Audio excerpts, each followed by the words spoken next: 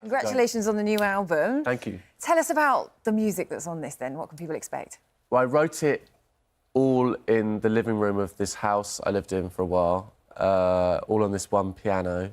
And I guess it was kind of, the piano was kind of in the window, so I could look along the road. And the songs were inspired by sort of community and, I guess to some degree, the sort of lives of the neighbours that lived there as well.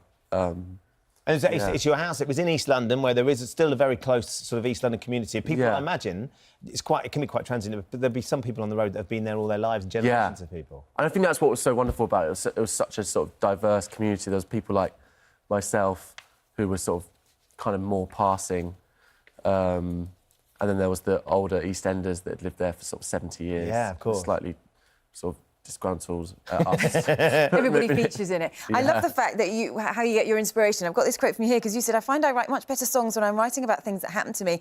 It can get a little weird when friends or girlfriends work out it's about them. So do you get in trouble when people say, hold on a second, you wrote that song and I think it's about me? It's only happened once or twice, but I think, I mean, I'm always like, if you're narcissistic enough to think that the song's about you... That's a good deflection. I think Harley Simon who wrote that song. It was about Warren Beatty all those years That's ago. one of my favourite songs. Of course. But there's all these, like, websites about who it's actually about, because they think maybe it's about Jagger. Conspiracy theories in there too. But so when somebody turns around and says, is that about me? That's what you turn around and say, why would you think I'd be writing about you? Like, what's wrong with you? Like, do you think the whole world spins around you? So is it Jubilee Road? Was that the name of the road? Is Jubilee Road in East London? No, it was... Because you wanted to name it... I imagine you want to name it after the road, right? Yeah, but it's really small road, so I just felt like it would be strange...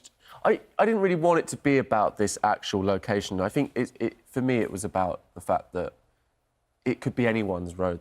And I think it's the fact that it was the first time I sort of found a home in my sort of 20s, like mid-20s. I think I spent so much time touring. Yes, that I finally sort of unpacked my bags when I got to about 26 years old and went and met the neighbours and felt like I'd found somewhere. Did you then envisage that I might be mobbed by Tom Odell fans who are all wanting to hang out then as a consequence? No, I'm not too worried. My fame is very modest.